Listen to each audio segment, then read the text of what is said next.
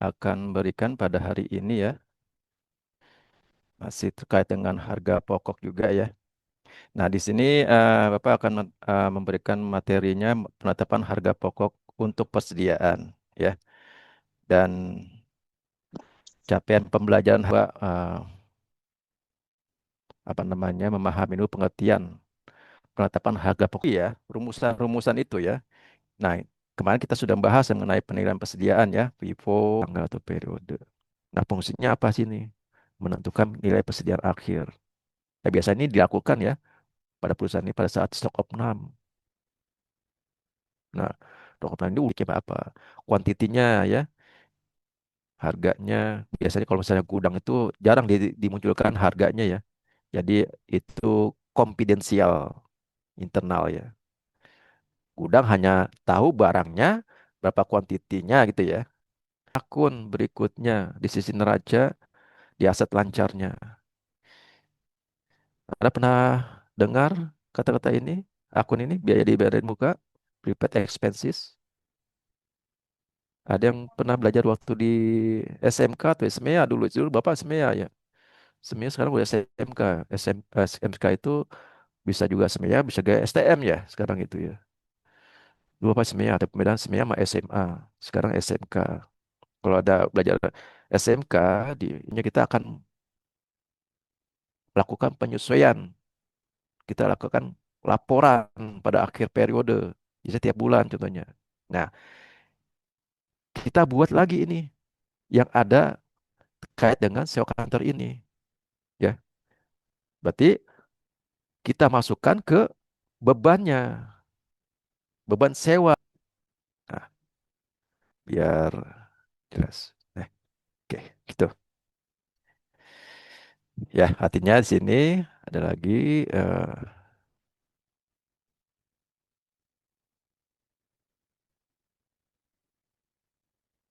nah, di sini kita ubah lagi ya. Tadi 120 juta, 120 juta. Ini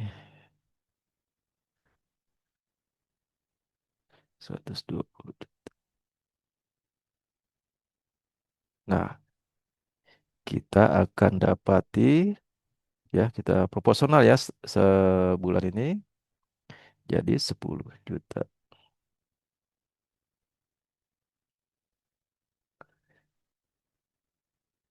Ini juga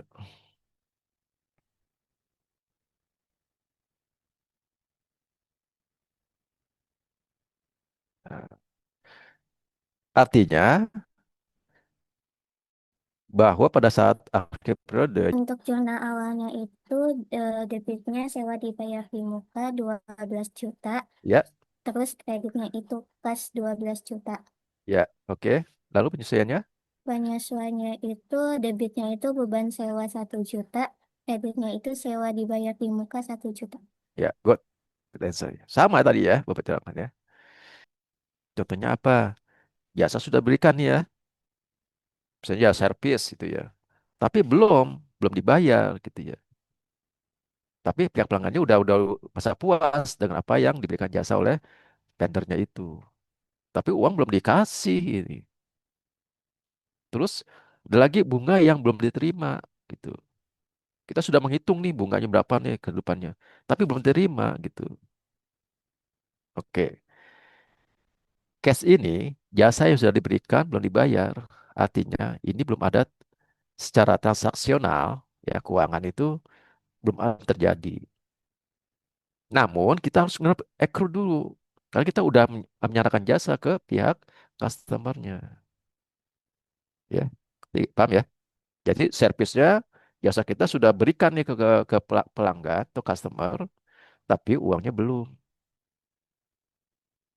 Nah, kita lagi di sini ya. Nah, bagaimana dengan apa namanya kasusnya ini?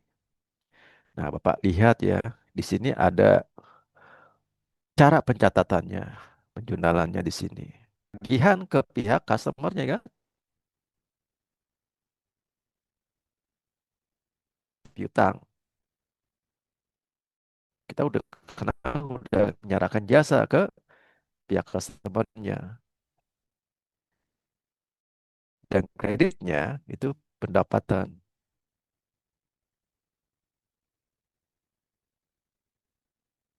ya. Nah, artinya kita sudah nih ngasih invoice nih ya. Ini juga pada saatnya juga kita harus segera dibuatkan invoice-nya, tagihan ke pihak customernya. Jangan sampai telat gitu. Kalau telat berarti customer juga akan telat juga bayarnya. Barang diserahkan ke customer, besokannya setidaknya itu sudah dikirim itu invoice-nya untuk penagihannya. Nah, pada saat diterima ya pembayaran itu, nah kita buat ini jurnalnya, debitnya kas dan kreditnya piutang.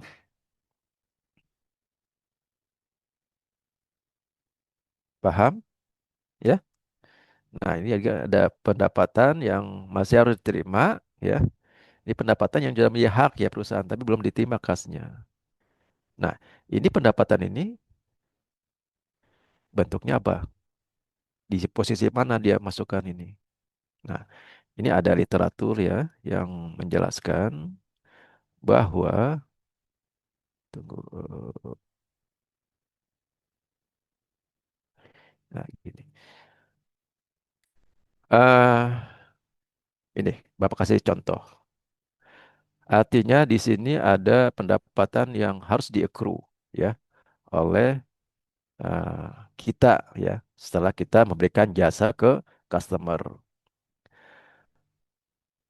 Kenapa kita harus mengaccrue? Karena kita sudah memberikan jasa ke customernya dan penjualannya ini kita akan muncul piutang ya. Piutang akan jasa kita ke customernya. Lalu pendapatan ya hati di sini ya. Ini kita belum kita eh, jangan bicara di ini dulu karena kita belum terbit invoice-nya. Nah, pada saat kita accrue pendapatan piutang pada pendapatan yang harus diterima, ini masih posisi di neraca, bukan di posisi laba rugi. Paham nggak? Ya, beda dengan saat penyesuaian ini. Ini jurnal ini sudah terbit apa namanya? Invoice, ya. Yang tadi awalnya kita belum terbit invoice-nya. Pendapatan yang masih diterima itu artinya ini ada di posisi neraca di aset lancar. Ada di bawah tadi sewa dibayar muka.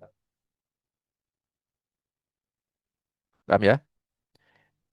Lalu ada lagi penyesuaian-penyesuaian ini dibuat, kita akan mengakui nih pendapatan kita berapa gitu.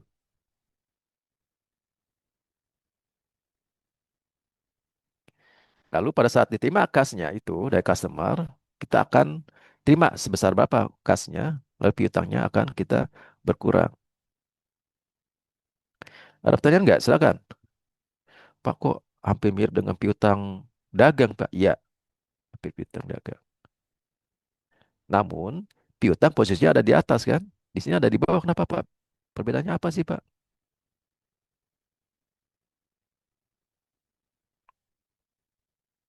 Oke, silakan ada pertanyaan nggak?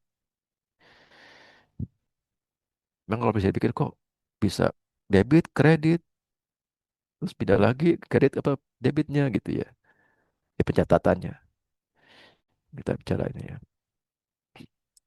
Tunggu Pak, ingin cari ya. Ada literatur juga. Oke, tunggu. Ini.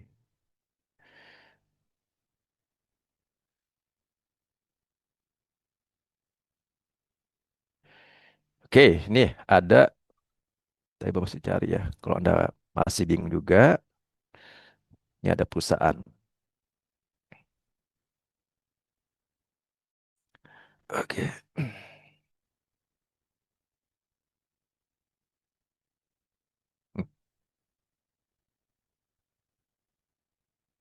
Ya, bisa baca ya. Pendapatan yang masih harus diterima atau accrued revenue adalah pendapatan yang sudah menjadi hak perusahaan karena jasanya sudah diberikan ke pihak customer. Namun, ya, namun uang tunai belum diterima atau belum dicatat. Ini diakui sebagai aset lancar di neraca. Dan pendapatan dilaporkan laporan laba rugi pada akhir periode melalui jurnal penyesuaian untuk mencerminkan basis accrual.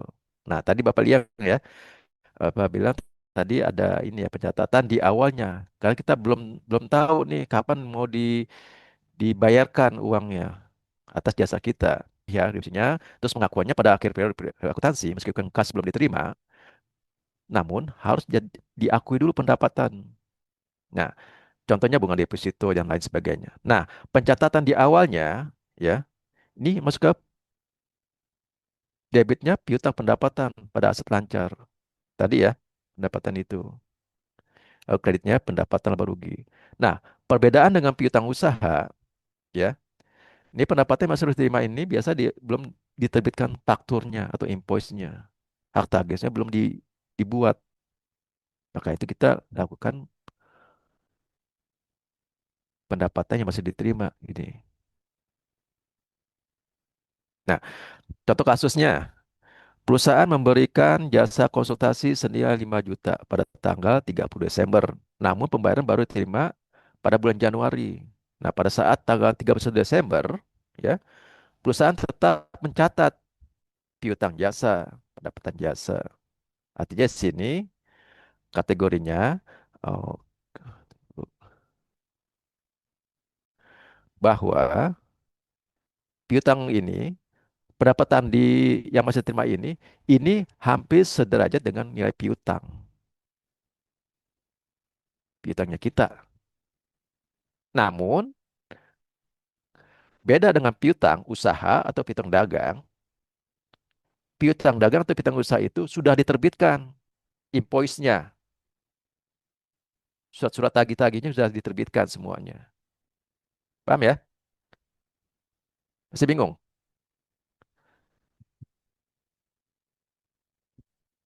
Ini sederajat dengan pendapatan yang masih harus diterima atau istilahnya piutang pendapatan yang harus diterima. Kenapa harus ada akun pendapatan yang masih harus diterima gitu? Karena kita memberikan jasa kepada pihak customer, ya sudah berikan jasa, namun uang belum diterima gitu. Dan juga belum ada invoice yang akan kita buat ke mereka. Beda dengan piutang usaha.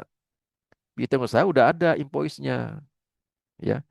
Kalau dalam hal ini pendapatan ini belum ada invoice-nya. Kita akui dulu sebagai pendapatan kita. Namun, artinya pendapatan yang masuk diterima ini bukan masuk ke kategori laba rugi, ya.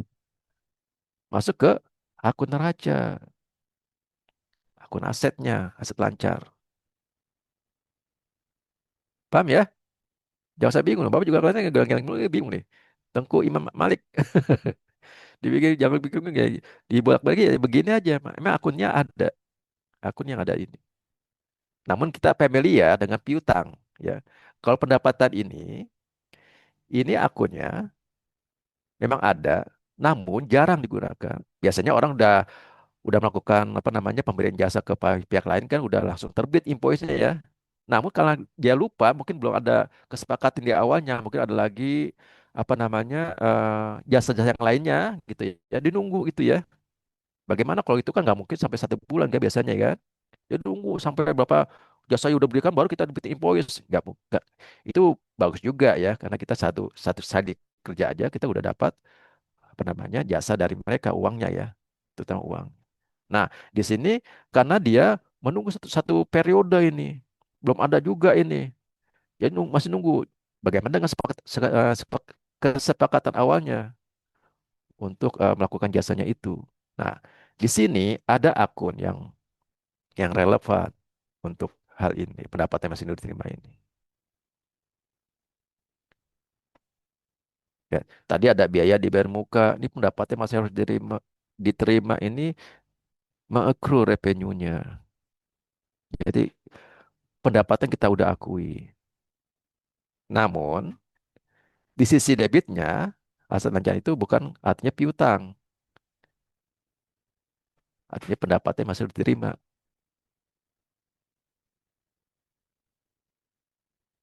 Ya, itu lagi.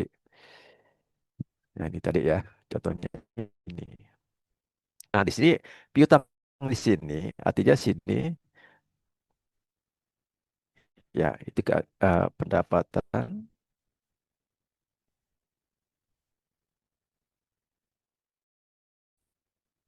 sebesar Mas.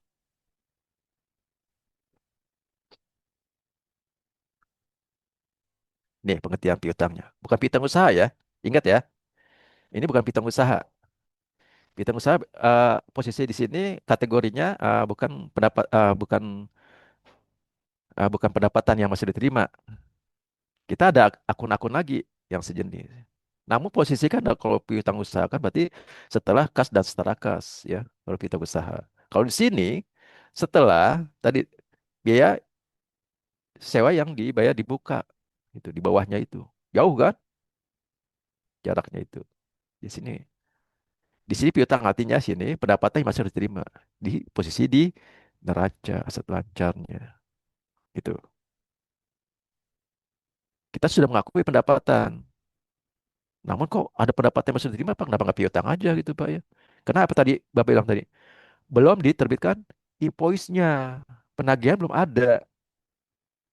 Maka itu dibuatlah akun pendapatan yang masih harus diterima.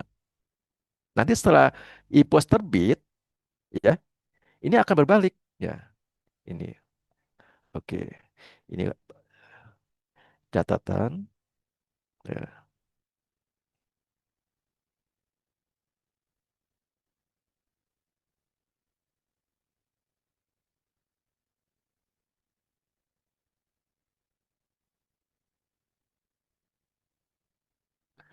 Ada nggak perusahaan begini? Jarang ya. Dia nanti lama-lama berarti dia banyak duit nih perusahaan ini kan memberikan jasanya udah banyak duit ini nggak mungkin ya banyak sih satu satu setelah kerjaan mungkin besoknya udah terbit ya. Namun di sini diasumsikan bahwa invoice itu belum terbit ya. Beda dengan piutang usaha ya. Piutang usaha itu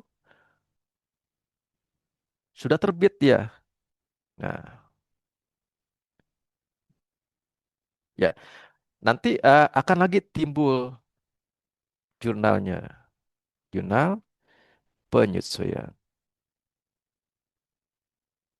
dan catatan setelah invoice terbit.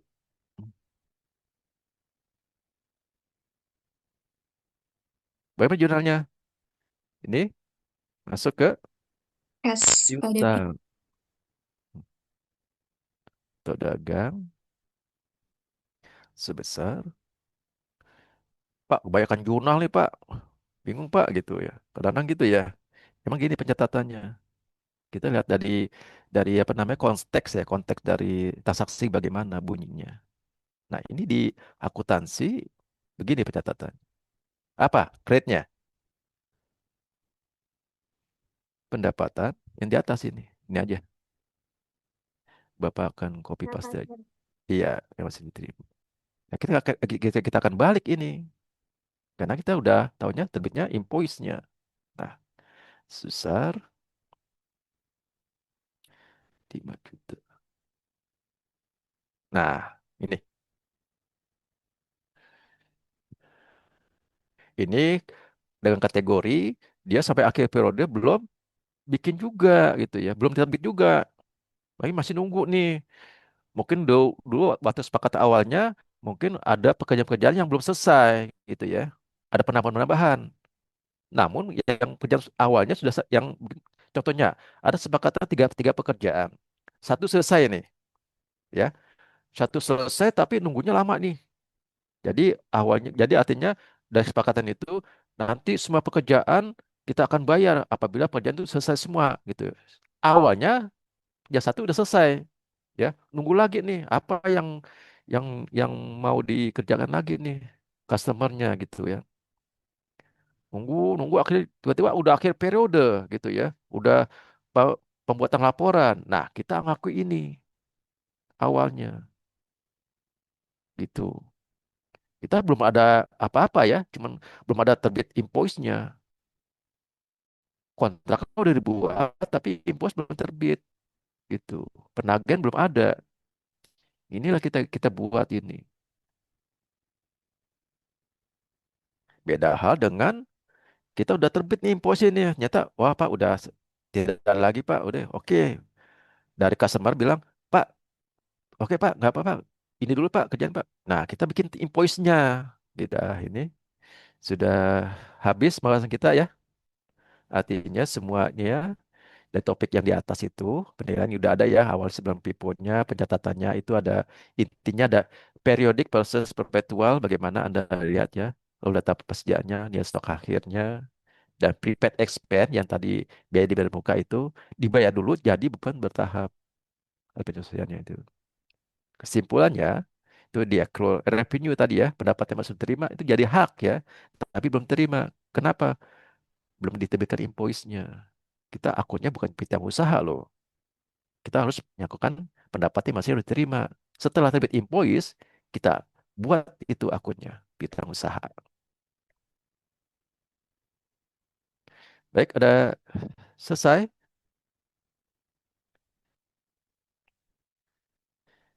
Ya, ini udah mendekati akhir ya. Ini ada pantun, bacain deh. Amanda, yang lain cakep-cakep aja ya. Dibacain, Pak. Ya, baca aja Amanda. Terus Amanda dan Tengku deh, dua aja deh. Atau bahkan Inayah boleh, yang tiganya. Oke. Yang pertama ya. Beli Yang buku lain di cakep hari ya. Senin. Beli buku di hari Senin. Cakep. Cakep. Cakep. Cakep. Tak lupa membeli tinta. Artinya Cakep. Persediaan dicatat dengan benar dan rinci agar laporan keuangan akurat dan nyata. Cakep. Oke, Tengku, silakan. Yang Pergi kedua. ke toko membeli roti. Iya, cakep. cakep. Dihangat dibagi dua. Cakep. Art, FIFO, dan average sudah dipahami. Jangan lupa Cakep. jurnalnya juga ya. Cakep. Oke, yang tadi itu Inayah mana Inayah tadi itu? Saya Bapak Ya, silakan. Yang terakhir ya. pergi ke pasar membeli pena. Cakep. Jangan lupa membeli buku. Cakep. Hari ini kita belajar bersama. Ada. Semoga ilmu bermanfaat selalu. Oke, good. Ya, terima kasih ya. Mungkin ini udah akhir ya dari sesi kita. Semoga apa yang Bapak berikan dari awal hingga akhir ya menjadi bermanfaat ya dan menjadi kenangan juga nih artinya. Oh, Bapak sudah belajar ini, Vipur, ya, dan ya udah artinya udah Anda mendapat gambaran ya, bayangan nanti bagaimana dengan implikasinya terhadap prakteknya ya bila Anda punya perusahaan atau gimana. Jadi ada adakah yang mau menanggapi atau memberikan pernyataan atau pendapat? Silakan. Masih ada waktu berapa nih? 10 menit lagi ya. Silakan. Pak, saya mau izin bertanya sedikit, Pak. Ya, silakan. Muhammad Akira. Oke.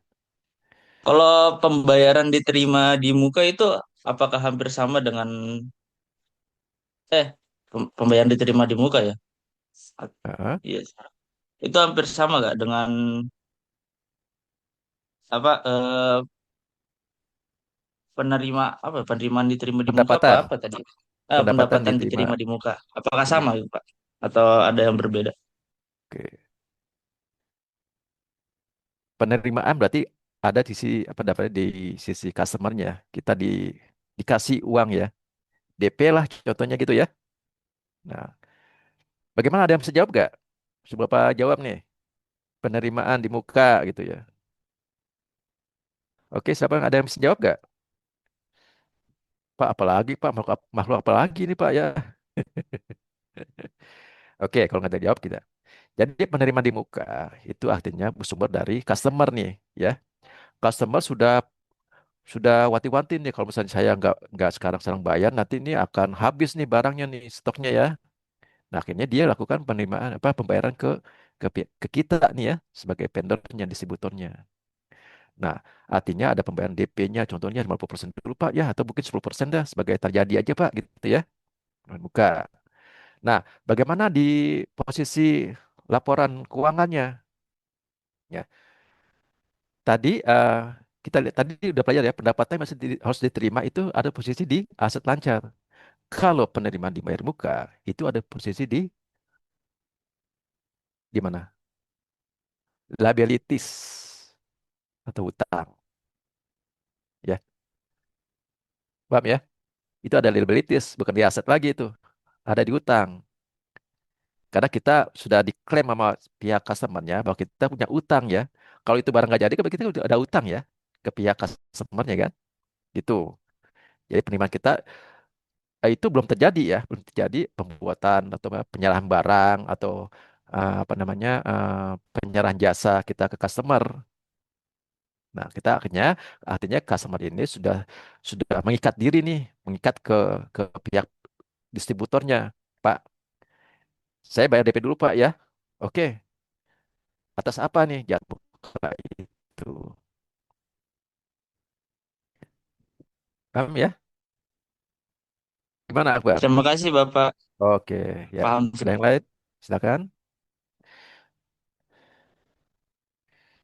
Yang lainnya silakan.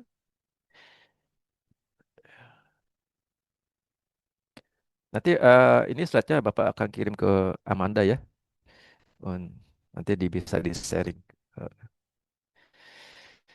ya, kalau tidak ada pertanyaan dan tanggapan atau pendapat, Bapak akhiri ya pertemuan kuliah online ini ya. Semoga bisa menambah wawasan Anda juga, menambah ilmu juga, dan bermanfaat ya untuk penerapannya eh, di sehari-hari Anda ya. Kalau Anda sudah mempunyai usaha kecil, coba diterapkan. Apabila ada yang mau ditanyakan atau mungkin ada mau discuss dengan Bapak, silakan. Bapak open aja, ya terbuka buat Anda ya, agar Anda bisa memahami ya. Meskipun hanya 4 pertemuan ya, 4 pertemuan ya, namun tidak menutup kemungkinan Anda tuh bisa bertanya lebih jauh atau tentang ini Pak, saya ada masalah ini Pak tentang akuntansi, jangan masalah-masalah ini ya, masalah yang lain gitu ya. Bapak nggak usah jawab, curhat atau apa ya. Ya, kalau misalnya seputar dengan keilmuan di bidang akuntansi, monggo, silakan. Ya, lebih dan kurang Bapak mohon maaf atas paparan dari awal hingga akhir. Bila ada kesalahan, baik sengaja dan nggak sengaja, mohon dimaaf. Pilih aja. Usah di bidang bidang usaha makalah ya. Nanti kirim ke email Bapak. Nanti di list aja siapa aja. Amanda, yang itu, yang tidak. Kumpulkan ke Amanda, nanti Amanda email ke Bapak. Dan nanti yang tugas pertama nyucul ya. Bapak sedang koreksi juga, sedang apa proses penilaian juga. Baik, ada lagi? Ya, silakan. Kalau nggak ada, ya Bapak ucapkan terima kasih ya atas partisipasi Anda ya. Semoga sehat-sehat selalu ya. Oke, terima kasih ya. Terima kasih. Wassalamualaikum warahmatullahi wabarakatuh. Waalaikumsalam warahmatullahi Waalaikumsalam wabarakatuh. warahmatullahi wabarakatuh. Terima kasih banyak, Pak.